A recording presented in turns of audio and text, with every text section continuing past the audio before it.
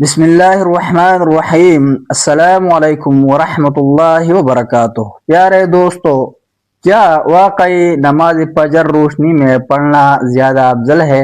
پھر نبی کریم صلی اللہ علیہ وسلم، حضرت ابوبکر رضی اللہ عنہ، حضرت عمر رضی اللہ عنہ اور حضرت عثمان رضی اللہ عنہ کا عملی طریقہ کیا تھا؟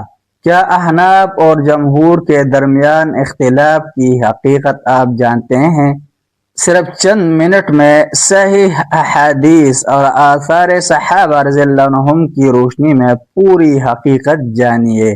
خلفائے راشدین اور عام صحابہ کرام رضی اللہ عنہم کے آثار سے بھی پتہ چلتا ہے کہ وہ اندھیرے ہی میں فجر کی نماز ادا فرمایا کرتے تھے۔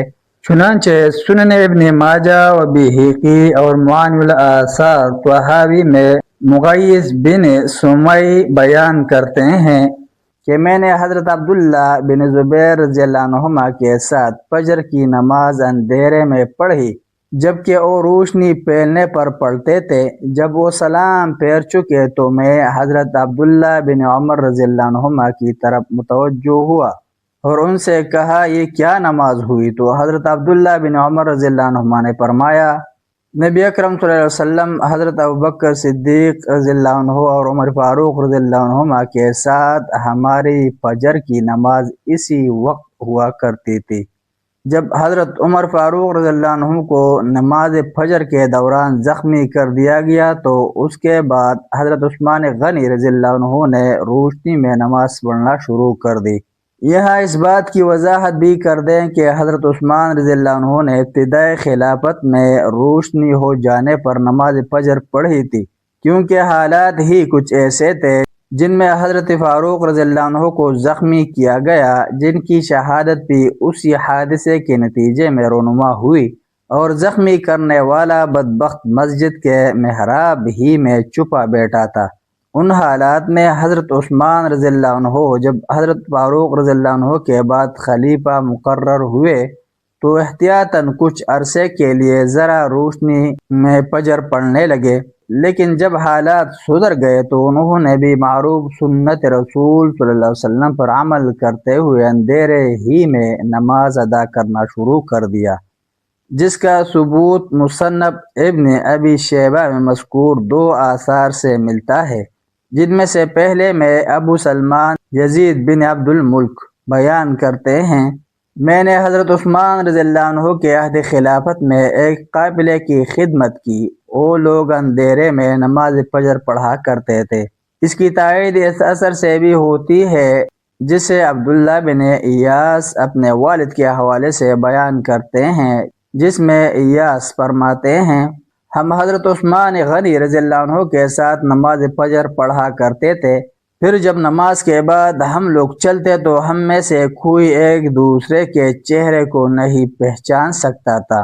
ان اور ایسی ہی دیگر احادیث و آثار کے پیش نظر امام ترمذی رحمہ اللہ کے بقول صحابہ کرام رضی اللہ عنہم میں حضرت ابوبکر و عمر رضی اللہ عنہما اور کثیر صحابہ و تابعین کا یہی اختیار ہے کہ منہ اندھیرے ہی نماز فجر ادا کی جائے، اور ائمہ میں سے امام شافعی، امام احمد، امام داؤد، امام ابو ثور اور اسحاق بن راہویہ رحمہ اللہ کا بھی یہی قول ہے کہ اندھیرے میں نماز فجر پڑھنا ہی مستحب فعل ہے۔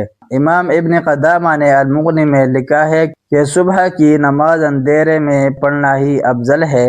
امام مالک، امام شافعی اور اسحاق رحمہ اللہ کا یہی قول ہے۔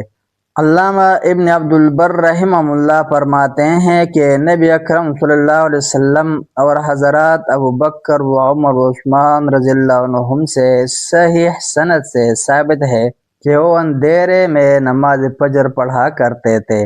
یہ محال ہے کہ وہ افضل فعل کو نہ کریں اور ادنیٰ کو اختیار کریں، جبکہ فضائل کو اختیار کرنا تو ان پر بس ہے۔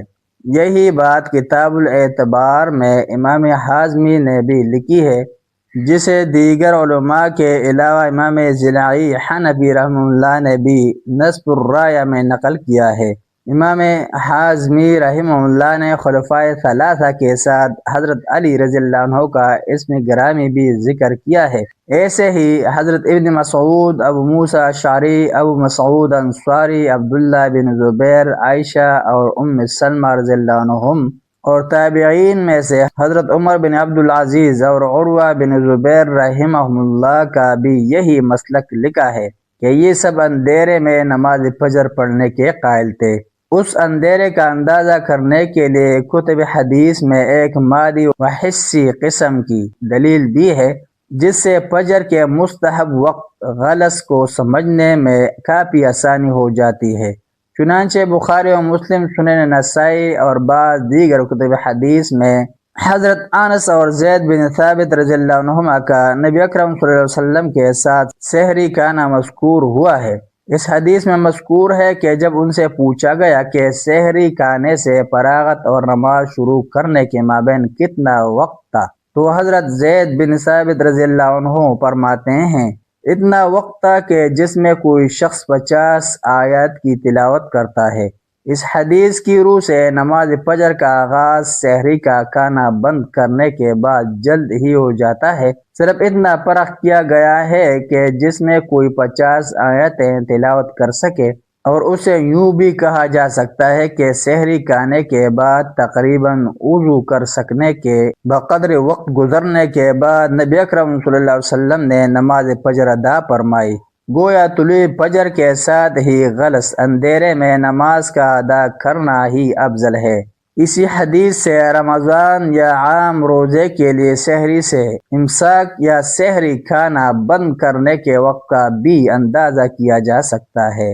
ملتے ہیں ایک نئی ویڈیو کے ساتھ۔ جزاکم اللہ خیرہ۔ السلام علیکم ورحمۃ اللہ وبرکاتہ۔